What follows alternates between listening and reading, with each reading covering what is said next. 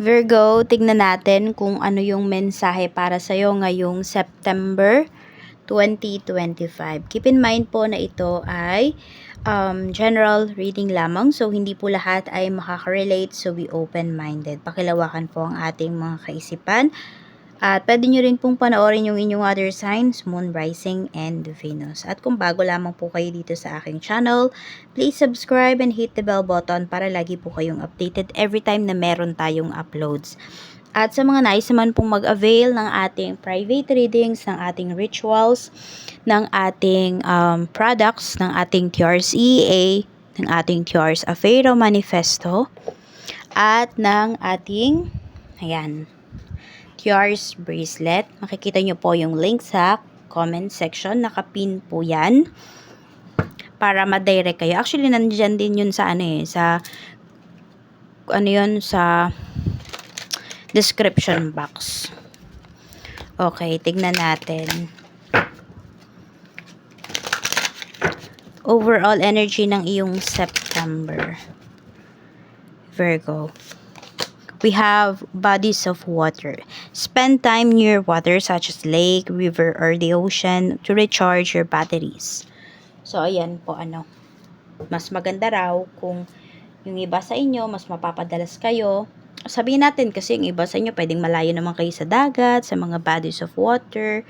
So, pwede nyong gawin is, kunwari every Friday or Saturday, pag maliligo po kayo, or pwede nga halos everyday, no? Maglagay kayo ng isang dakot na rock salt sa inyong pampaligo.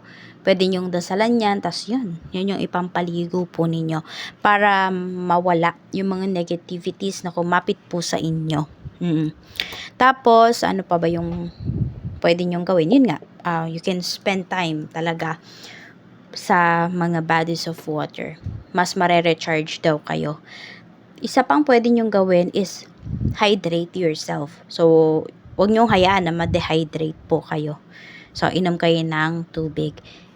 Yun yung gawin niyo. Kasi yung iba sa inyo, Virgo, pwedeng sobrang busy nyo, nakakalimutan nyo na talaga. Hindi lang kumain, even uminom. So, yun.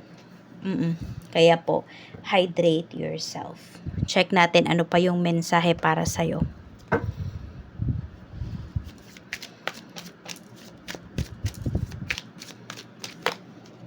Okay, we have 6 of Swords.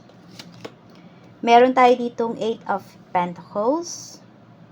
Pagdating naman to, this is your energy, overall energy mo. So, busy-busy nga talaga yung iba sa inyo pagdating sa pagtatrabaho, sa negosyo. Ayan. Meron ding mga pinapakitang pag-travel sa inyo rito. So, parang pagod na pagod talaga yung energy ninyo. Kaya, need nyo talagang mag-recharge. Need nyo talaga na, yan, some of you need nyo din mag-meditate kung kinakailangan. Sobrang busy po ninyo pagdating sa pagkita ng pera. So, wala kayong oras ba sa chismis, ganyan. Oo. Napakahalaga po ng bawat segundo ninyo ngayong September na ito. Meron kasi kayong mga goals, may mga tina-target kayo. Your thoughts, 3 of Cups. So, your thoughts, very positive. Yung iyong mga iniisip, yung iyong kaisipan mismo, sobrang positive po niyan. Sa lahat ng gagawin mo, sa business deals, ano man yung mga dealings na yan, transactions na yan, very positive yung iyong energy.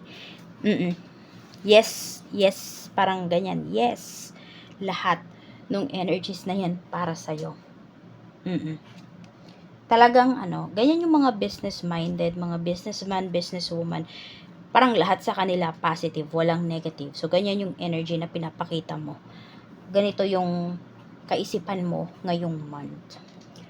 Emotions mo naman, we have 5 of Wands. Sa emotions mo naman medyo nagtatalo. Or may mga tao yata dito na kumukontra sa'yo. So, medyo nakaka-apekto yon. Kasi pwedeng yung mga kumukontra na to is yung malalapit talaga yan sa'yo eh. Kaya affected ka. Affected yung energy mo. So, tingnan natin. Medyo slightly emotional ka this month. So, siguro hindi naman yan buong month na to. Meron lang certain week. Ganun. Energies ng mga taong madalas mong makasalamuha. Tingnan natin sa bahay. We have King of Pentacles. Meron tayo ditong 5 of Pentacles. So, meron ba kasama ka sa bahay, puro utang, or laging nangungutang sa'yo? Ganyan yung energy na pinapakita. So, we have Knight of Cups. Pagdating naman to sa, ayan, sa trabaho. So, sa trabaho naman, may mga tulong, sabihin natin kung busy-busy ka talaga, may mga nandiyan na parang ready namang tumulong sa'yo, ready sumalo ng trabaho mo. So, mababait naman yung mga kasama mo rito pagdating sa work. Sa business, very positive yung energy. So, ito yun, no? Diba yung sinasabi ko kanina? So, yun yung pinapakita. Marami po talaga ditong mga dealings kayo na magiging successful talaga siya. Wala ka masyadong magiging problema ngayon sa business mo. But titignan natin yung iba pang energy. Pagdating sa money, we have 8 of Swords. So, very focused ka lang talaga sa pagkita ng pera. We have the Devil. So, meron talaga kayong goals. So, ma-reach nyo naman yan. Yun nga lang kasi, pwedeng maaabuso po ninyo dito yung inyong katawan. Kaya nga 'di ba sabi ko, hydrate yourself. Huwag mo hayaan na ma-dehydrate ka. Yun yung ano, no? So something na yon yung iba sa inyo, kung hindi niyo aalagaan yung katawan ninyo, baka mamaya yung kikitain niyo rito, mapanggamot nyo lang. So wag kayong aabot sa ganon. We have the Hierophant. So, meron din dito, I don't know kung kakasal ba yung iba sa inyo, ganyan, or anniversary this month. So, Virgo, or some of you, birthday pala, no? Kaya may mga celebrations tayo rito. So, happy birthday, Virgo. If I'm not mistaken, ito yung season ninyo, no? September. Birthday season ninyo. So, ayan. We have the Hierophant energy. Pagdating sa pagkakagastusan mo. So, yan ay pwedeng party. Yun nga, pagdating sa birthday mo, some of you pwedeng may magpapakasal. We have 6 of Cups. So, meron din ako nakikita rito. Pwedeng get together with your friends. Sa trabaho, treatment sa'yo, 4 of Cups. We have the Star. Yan. Okay naman yung treatment sa'yo. Pagdating dito sa trabaho, siguro may mga nung mga una may mga bullies pagdating sa work, pero ngayon okay na, yan. And also, okay na din naman yung energies or yung pakikitungo ninyo sa isa't isa ng mga co-workers mo. Ayun lang, meron ditong trabaho talaga ngayon na parang hirap na hirap kayong gawin, ganyan, parang stuck ba? Oo. I don't know kung mga machines ba to pagdating sa trabaho ninyo, mga na-stuck, ganyan. Or meron ditong trabaho na minamadali din. Yun pala, meron din dito kasi pwedeng, hindi ko alam kung nakaligtaan ba yan, natabunan yung trabaho na yan. So, medyo naghahabol po yung iba sa inyo rito. And pwedeng ikaw yung isa sa mga inaasahan ng mga co-workers mo na talagang mangunguna pagdating dito sa trabaho na ito, sa project na to. Tignan natin ano pa yung mensahe. Pagdating sa business, no, kamusta yung sales? Kamusta ang sales ni Virgo? We have Knight of Swords. So, tuloy-tuloy naman po yung sales, tsaka may mga bultuhan din dito na pinapakita. Mga products or mga transactions talaga na malakihan po. We have 8 of Wands. Pagdating to sa supplier mo, we have the Chariot. So, puro successful naman po yung mga transactions mo ngayon with your supplier. Walang aberya na pinapakita rito. Walang pinapakitang delays din as of this time. Tapos, sa mga clients mo naman, we have Knight of Wands. So, ang nakikita ko dito mga clients mo ngayong month na to, madalas mga bago. Mga random clients. Yan, we have 3 of Swords. Tapos, marami kang mga clients pala dito na, yung parang lumilipat, ganyan. So, kaya siguro mas madaming pinapakita rito ng mga random clients, mga bagong clients, kaysa dun sa mga dati mong mga clients. Ayun, ay ganun talaga, wala tayong magagawa, no? May mga tao talaga na pag hindi na-satisfy dun sa products mo, sa services mo, pwede talaga silang lumipat at wala kang magagawa doon kasi di mo naman hawak yung nila, buhay nila. So, just let go kasi marami pang darating para sa'yo, Virgo, pagdating sa mga clients mo. Kaya parang no need to worry. Tignan natin mga balita sa labas at loob ng bansa na interested ka or pwedeng may kurot sa puso mo. We have 3 of Wands. We have the High Priestess. So, pag-travel ito Di ko alam kung budget-friendly na pag-travel. Basta, parang ganon. Parang ganon na nga din, no? Mga travels talaga na pinag-isipan, plinano, ganyan po. So, kung may mga travels ka dito with your friends, so pwedeng matagal-tagal na din yon, mas may inspire kayo rito.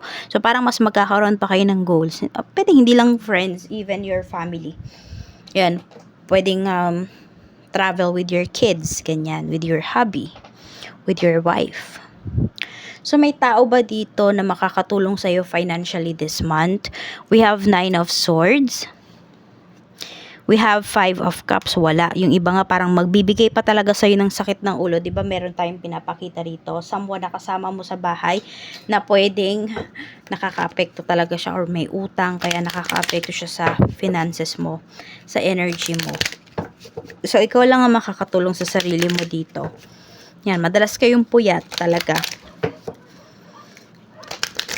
Ingat lang din kayo kasi dahil sobrang pagod yung iba sa inyo, tas matutulog kayo agad, baka magkaroon kayo ng sleep paralysis, maranasan nyo yan. Kaya huwag kayo matutulog ng sobrang pagod kayo. We have, sabi dito color, express your true feelings. Okay, so your heart chakra, mas balance mo or activated yung heart chakra mo, mas makaka-focus ka talaga sa goals mo, lalo na pagdating sa kaperahan. So, some of you, pwedeng meron din kayo mapupuntahan dito na bansa or lugar. So, pag-aralan nyo po, kahit konti lang, mga basic lang ba? Some of you, basic language nila, ganon. O, meron naman kasi Google Translate, diba? So, may malaking pagbabago, merong malilipat dito Ayan na transition ang pinapakita rito. So, some of you po, pwedeng mas mabilis na kayo makapag-express ng inyong feelings. Some of you, pwede po na maging permanent resident na kayo or maging citizen na kayo dyan sa lugar, sa bansa, na kung nasaan po kayo ngayon. Yan. So, mas ma-express nyo na yung inyong feelings, mas ma-embrace nyo na yung culture nila, yung language nila. Yan. And also, magiging proud kayo sa sarili niyo kasi pwedeng kung nasaan kayong bansa, ang hirap talagang intindihin ng language nila or pag-aralan, ganun. So, ayan po. At ngayong September 1 po, gawin nyo po ito mismo. September 1, 6 to 8 a.m. only. 1 teaspoon of cinnamon, lagay nyo po dito sa palad ninyo, left palm. Tapos, labas kayo ng bahay, tumapat kayo sa front door nyo, buksan nyo yung front door ninyo and i-blow ninyo itong cinnamon powder. Pwedeng bago nyo i-blow, mag-say kayo ng prayer, ng intention, or after, pwede rin. Yan, para tuloy-tuloy ang pasok ng pera sa inyo. Hindi lang sa'yo, even sa family mo. Tapos, gumaan din yung energy sa bahay ninyo. At pwede mo pang gawin, pili lang kayo dito kung ano yung mas gusto ninyong gawin. Pwede kayong bumili ng kakanin. 3 to 4 klase ng kakanin. Meron yung nabibili sa styro sa palengke. Di ko lang alam kung meron nagbebenta sa inyo. Pero kung wala, edi magluto na lang kayo kahit isang putahe. Kahit isang kakanin. Okay? Kainin nyo yun as breakfast, dessert, or as merienda. Kayo na yung bahala. Pagsaluhan nyo yun ng family nyo. Oo. Para dikit na dikit sa inyo yung blessings, yung swerte ngayong Burr months. Hindi lang ngayong September ngayong buong Burr months na to, buong natitirang months ng 2025. So, gawin nyo na po yan. Maraming salamat, Virgo. More blessings to come para sa'yo. And enjoy the rest of your September.